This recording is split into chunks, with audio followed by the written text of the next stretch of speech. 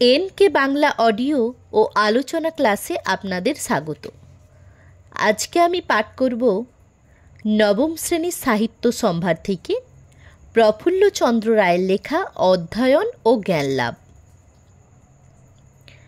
আমি এখন নিজেকে ছাত্র বলে গণ্য করি। ওই জীবন ত্যাগ করে একদিনও অন্য জীবনে পদার্পণ করেছি বলে মনে হয় না। ছাত্রানাং অধ্যায়াং তপ, বাস্তবিক এই ঋষিবাক্য বড় সত্য, বড় সার কথা। আর আমাদের এই ছাত্র জীবনের গার্হস্থ্য জীবনের পার্থক্যের প্রাচীর বড়ই অমঙ্গলকর। ইউরোপীয় অবস্থাপন্ন লোকের একটি স্টাডি অর্থাৎ পাঠাগার থাকে। সেখানে প্রবেশ করবার অর্থ এই, যেন কেউ না দেখে বা ঢোকে, যেমন আমাদের দেশের ঠাকুরঘর। ভক্ত যেখানে আপন মনে সাধনা করেন, হৃদয় দেবতাকে ভক্তির অর্ঘ্য দান করেন, কিন্তু তা লোকচক্ষুর অন্তরালে আর কেউ দেখে না। আমাদের পাঠাগারকে ঠাকুর ঘরের পবিত্রতায় মণ্ডিত করতে হয়, তবে নিভৃতে স্থাপন করতে হবে, যেন চপলতার গোলমাল সেখানে না পৌঁছায়। আমাদের দেশে অনেক ছাত্র বাড়িতে থাকেন, আবার অনেকে মেসে থাকেন। এখানে ছাত্রের প্রধান বিপদ এই যে তার কোনো স্বতন্ত্র পাঠাগার থাকে না। বড় লোকে বড় বাড়িতে থাকেন, নানা কার্যের বন্দোবস্তের জন্য তাদের অনেক ব্যয় করতে হয়। কিন্তু বাড়ির ছেলে কীরূপে কোলাহলের বাহিরে নির্জনে বসে পড়বে, সাধারণত কোনো বাড়িতেই তার বন্দোবস্ত থাকে না। এরূপ বন্দোবস্ত যে থাকা দরকার তাও ভালো করে উপলব্ধি করেন না। আর মেসের তো কথাই নেই। আমাদের দেশে কথা আছে, একে উসখুস দুয়ে পাট, তিনে গণ্ডগোল চারে হাট। মেসে অনেক একত্র জোটে, কাজেই প্রত্যেকে হাটের মধ্যে গিয়ে পড়ে। হাটে হয় হট্টগোল। সরস্বতী সেখানে টিকতে পারেন না। মন্দিরে যেরূপ ভক্তের জপ তপ আরাধনা, পাঠাগারে সেইরূপ ছাত্রের অধ্যয়ন ও সাধনা। ছাত্রের প্রধান কর্তব্য অধ্যয়ন, আর এই অধ্যয়ন তপস্যা ব্যতীত আর কিছু নয়। একাগ্র চিত্ততা এই তপস্যার সিদ্ধি দান করে। প্রথমে কথা এই যে কি করে পড়তে হয়, ক ঘন্টা পড়ো তার হিসাব রাখবার দরকার নেই। কিরূপ একাগ্রতার সহিত অধ্যয়ন করো, সেটা তা সবার চেয়ে দরকারি জিনিস। পড়াশোনার উদ্দেশ্যে সফল করতে হলে ঘন্টার ওপর নয়, একাগ্রতার ওপর নির্ভর করতে হয়। আমি আজ সকালে খুব পড়েছি, কিন্তু মোটে 1 ঘন্টা কি তার কিছু বেশি। এইভাবে আমি রোজই পড়ি। তা রবিবার নেই, ছুটিও নেই, অবকাশও নেই। এইভাবে সামনে নিষ্ঠা ও একাগ্রতার সহিত পড়ে যেতে হবে। কিন্তু এদেশে ছাত্রদের প্রধান বিপদ গল্প, খেলা আর আড্ডা। একাগ্রতার তো সম্পূর্ণই অভাব। তার উপর খেয়াল ও হুজুগে পড়বার সময়টা কেটে যায়। পরে যখন পরীক্ষা কাছে এগিয়ে আসে, তখন আহার নিদ্রা ত্যাগ করে রাত্রি জাগরণে স্বাস্থ্য নষ্ট করে তার জন্য প্রস্তুত হবার বিপুল প্রয়াস। একে লেখাপড়া বলে না, এ লেখাপড়া নয়। এ ইউনিভার্সিটিকে ফাঁকি, কেবল মুখস্থ আর উদরস্থ। পেটুকের মিষ্টান্ন ভক্ষণের মতো 1 মণ সন্দেশ টপাটপ করে গেলা, তারপর গলায় আঙুল দিয়ে বমি। সব সময়টা ফাঁকি দিয়ে পরীক্ষার কাছে এলে টপাটপ মুখস্থা আর উদরস্থ করবার প্রয়াস। তারপর পরীক্ষা মন্দিরে গিয়ে একেবারে বমি। পরীক্ষার পরই সরস্বতীর সঙ্গে সম্পর্ক লোভ। আর পাস হলে হকার চাচার দোকানে পুস্তক বিসর্জন। মনে পড়ে ছেলেবেলায় জ্বর হতো, আর কেবল মিছরি, বেদনা ও কুইনাইন খেতে হতো।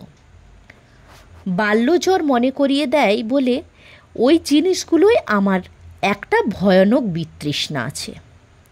ওগুলো আমার কাছে বিভীষিকা। পাস করবার পর এদেশের ছাত্রদের পুস্তকের ওপর ঠিক ওই রকম তীব্র বিতৃষ্ণা হয়। বইগুলো তাদের কাছে আতঙ্ক উপস্থিত করে। পুস্তককে আজীবন সঙ্গী করতে হবে। কিন্তু আশ্চর্য এই যে পরীক্ষার পর বই আর পাবার জো নাই। শিবনাথ শাস্ত্রী মহাশয় একবার কোনো ছাত্রকে বলেছিলেন, ব্ল্যাকির সেফ কালচার বইখানা দাও তো। সে জবাব দিলে, সে বই তালাবন্ধ, দেখলে ভয় হয়, ও বড় দুঃখের কথা। স্বপুস্তককে আজীবন সহচর করতে হবে, আজীবন ধরে স্বপুস্তক পাঠে ভাব সংগ্রহ করতে হবে, হৃদয়ে উদ্দীপনা জাগিয়ে রাখতে হবে এবং প্রকৃত জ্ঞানের অনুশীলন করতে হবে।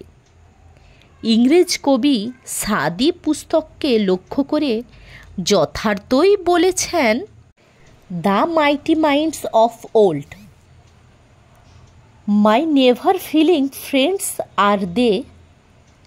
পুস্তক পাঠের উদ্দেশ্য সফল করতে হলে খুব বেশি বই পড়বার দরকার হয় না। অনেকে যা পায় তাই পড়ে। পরিণত বয়সেও তাদের এই অভ্যাস থেকে যায়। তারা কখনো পুস্তক নির্বাচন করে পড়ে না। ছুটি পেলে তারা অনেক রকমের অনেক পয়সা ব্যয় করবে বেড়াবার শখ মেটানোর জন্য দামি পোশাক, ট্রাঙ্ক, গ্লাউন্ডস্টোন ব্যাগ কিনবে। কিন্তু ছুটিতে পড়বার জন্য কি বই সঙ্গে নিয়ে যাবে কখনোই? তার কিছুই স্থির করবে না। হাতে যা পাবে তাই পড়বে, কিছু বিচার করবে না।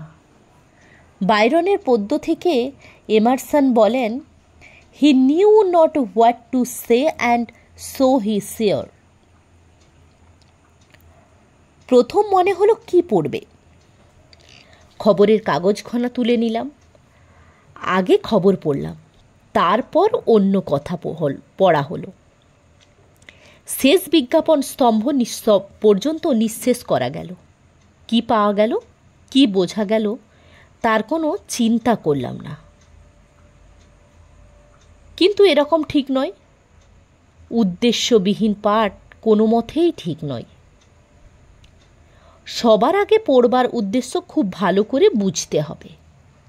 তারপর রুচি অনুসারে পুস্তক নির্বাচন করতে হবে। কারণ সকলের সব বই ভালো লাগে না। কিন্তু একটা উদ্দেশ্য মনে রেখে তারই উপযোগী পুস্তক নির্বাচন করা এদেশের ছাত্রদের মধ্যে নেই বললেই চলে। যে কোনো লাইব্রেরির কর্তৃপক্ষগণকে যদি জিজ্ঞাসা করে দেখেন, পাঠকগণ নোভেল, নাটক কিবা কত পড়েন, আর ইতিহাস ও জীবনী বা কখনো পড়েন, দেখবেন তৃপ্তিকর উত্তর পাওয়া যাবে না। কাজের সময় কাজ করতে হয়, খেলার সময় খেলা, তাহলেই মনে আনন্দ ও উৎসাহ থাকে। আমি সর্বদাই কাজ করি, আবার অবসর মতো করি না। একজন বড় ইংরেজ দোকানদার অফিসে এক মনে 5-6 ঘন্টা কঠিন পরিশ্রম করে কাজ করে। কিন্তু যেমনি কাজ শেষ হয় অমনি গঙ্গার ধারে খোলা মাঠে মুক্ত বাতাসে বেড়াতে যায়। তারা সে সময়ে বসে থাকে না, কুড়েমি করে না, আড্ডা বা মজলিসে জমে না। কিন্তু আমরা স্বাস্থ্য রাখতে জানি না, সময়ে কাজ করি না, তাই শরীর ও সময় দুয়েরই অপব্যবহার হয়। স্বাস্থ্যও থাকে না, কাজও ওঠে না। এদেশে শুধুই বই পড়িয়ে বিদ্যা শেখানো হয়। কিন্তু ইউরোপে সাধারণ পুস্তক পাঠের সঙ্গে প্রকৃতির উন্মুক্ত বিশাল গ্রন্থ পাঠ করে জ্ঞানার্জন করবার প্রবৃত্তি জাগিয়ে দেওয়া হয়। শুধু বই পড়ে কত শেখা যায়? নিজের চেষ্টায় বিশ্বজগতের নানা প্রকার অদ্ভুত ঘটনা নিপুণ চক্ষে পর্যবেক্ষণ করতে হয়, তবেই প্রকৃত জ্ঞানার্জন হয়। পুঁথিগত বিদ্যার দৌড় কখনোই বেশি হয় না। বিখ্যাত ঔপন্যাসিক ডিকেন্স সময়ে সময়ে ছদ্মবেশে মদের দোকানে গিয়ে বসে থাকতেন। উদ্দেশ্য মাতালের কথাবার্তা শুনে তার প্রকৃতি বুঝে দেখা। এইভাবে নানা রকমে বিখ্যাত ইউরোপীয়রা মানব প্রকৃতি নিখুঁত করে জানবার চেষ্টা করেন। এই প্রকৃত অধ্যয়ন মানব প্রকৃতির পর জড় প্রকৃতি পর্যবেক্ষণের দ্বারা তাও বুঝতে হবে। জুলজিক্যাল গার্ডেনে ইউরোপীয়রা নানা রকম পশু পাখি কীটপতঙ্গ প্রভৃতির জীবনযাপন প্রণালী অধ্যয়ন করেন। ফরাসি দেশের একজন উকিল 20 বছর ধরে শুঁয়োপোকা ও প্রজাপতি কেমন করে এক থেকে অপরে পরিণত হয় তা পর্যবেক্ষণ করেছেন, আর তার একটি কৌতূহলপ্রদ বিবরণ লিপিবদ্ধ করেছেন। এছাড়া তিনি নিজের চোখে গুটি ও তুতপোকার জীবনযাত্রা দেখে ওই সকল কীট থেকে রেশম উৎপন্ন করা সম্বন্ধে অনেক আবশ্যকীয় নতুন কথা সভ্য জগৎকে জানিয়েছেন।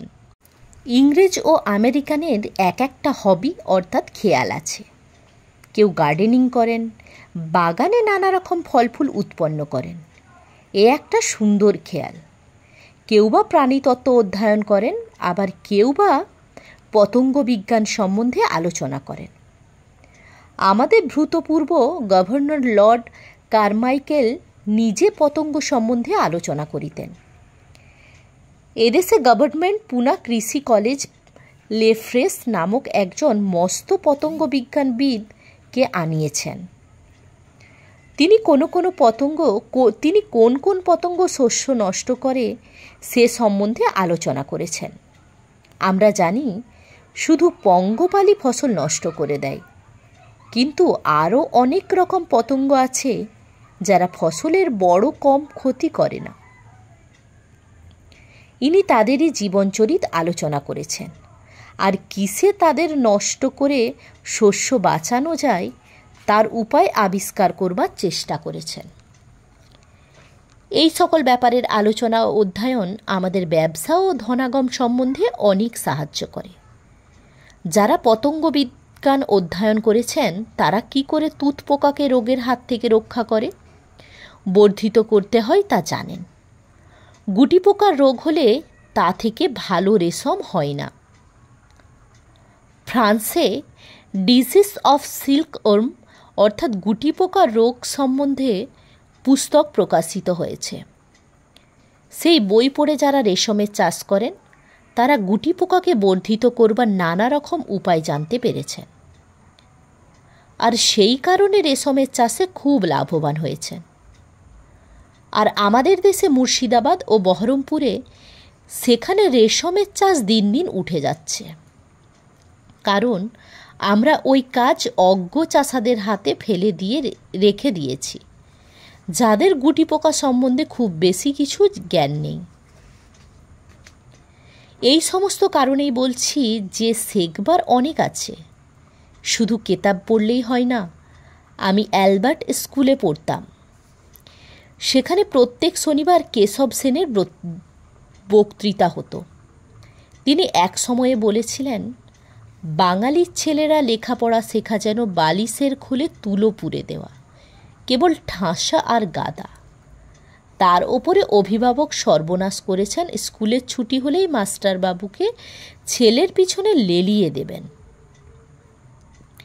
ছেলে বিদ্যে শিখবে, এরা হচ্ছেন মার্ডারার অফ বয়েস অর্থাৎ বালখন্তা। কারণ স্কুলের ছুটির পর অন্তত 2 বা 2.5 ঘন্টা খেলা চাই। সে সময়টা খোলা মাঠে ছোটো, দৌড়াও, লাফাও, নদীতে নৌকা বাও, তবে তো স্বাস্থ্য থাকবে, মনে প্রফুল্লতা আসবে। তা নয় বাড়ি এসেই কিতাব নিয়ে বসো। তারপর কোন ছেলে কোন বিষয়ে ব্যাকওয়ার্ড অর্থাৎ কাঁচা, অমনি প্রাইভেট টিউটর লাগাও। ইংলিশে একটি, সংস্কৃতে একটি, সব বিষয়ে একটি একটি। টিউটরের ঠেলায় বেচারি ছাত্র একেবারে ডাল অর্থাৎ গাধা হয়ে ওঠে। নিজে ভাববার বা নিজের ওপর নির্ভর করবার শক্তি তার একেবারেই লোপ পায়। তাই বলি এই প্রথার অনেক দোষ। এমারসন বলেন, Guardians are benefactors, but sometimes they act like the worst malefactors. অভিভাবকগণ ছেলের উপকার করেন বটে, কিন্তু সময়ে সময়ে ভয়ঙ্কর অপকার সাধন করে থাকেন। বেশি পড়লেই বিদ্যে হয় না। আমি আজীবন ধরে সামান্য একটি বিদ্যে আয়ত্ত করবার চেষ্টা করছি, কিন্তু পাঠ ওই 1 ঘন্টা। আমাদের বাঙালির ছেলের জীবন যেন একটা ভার বহা। বেদান্ত মতে জীবন কিছুই নয়। 2000 বছর ধরে আমরা চিরকাল শুনে আসছি জীবন মানে কিছুই নয়। নলিনী দলগত জলমিব, এর একটা প্রভাব জাতীয় চরিত্রে তো আছেই। আমরা সকলেই খানিকটা স্বীকার করে নিই যে জীবন একটা দুর্বহ ভার, তার উপরে আবার এই ভয়ঙ্কর জীবন সংগ্রাম। সকালে 8টার সময় বাড়ি থেকে দৌড়াদৌড়ি করে ম্যালেরিয়া জীর্ণ শরীরখানি নিয়ে ডেলি প্যাসেঞ্জারি করা অর্থাৎ কলম পিষে জীবিকা অর্জনের জন্য শহরের দিকে ছোটাছুটি করা। দিন যে কোথা দিয়ে চলে যায় দুর্ভাগ্য বাঙালি তা জানতে পারে না। পৃথিবীর কোনো আনন্দই সে উপভোগ করে না। আকাশের উন্মুক্ততা, আলোকের হাসি ও বাতাসের সুখময় স্পর্শ কিছুই তার প্রাণের সজীবতা ও নবীনতা আনয়ন করে না। লাবকের জীবনের সুখ নামের একখানি পুস্তক আছে। ওই পুস্তকে তিনি বলেছেন, জীবন কি শুধু ওষুধ গেলা? জীবনে আনন্দ উপভোগী বিধাতার উদ্দেশ্য, কিন্তু আমরা কর্মদোষে সেই উদ্দেশ্য বিফল করি। পাখি গায় কেন? প্রজাপতি মধু আহরণ করে কেন, যদি বিধাতার সৃষ্টিতে আনন্দ না থাকে? আজকের পাঠটি এখানেই শেষ করলাম। পাঠটি যদি আপনাদের ভালো লেগে থাকে তাহলে অবশ্যই চ্যানেলটি সাবস্ক্রাইব করবেন, লাইক করবেন এবং বন্ধুদের মধ্যে শেয়ার করে দেবেন, যাতে আপনার সহপাঠীরাও পড়ে সাহায্য পায়। ধন্যবাদ।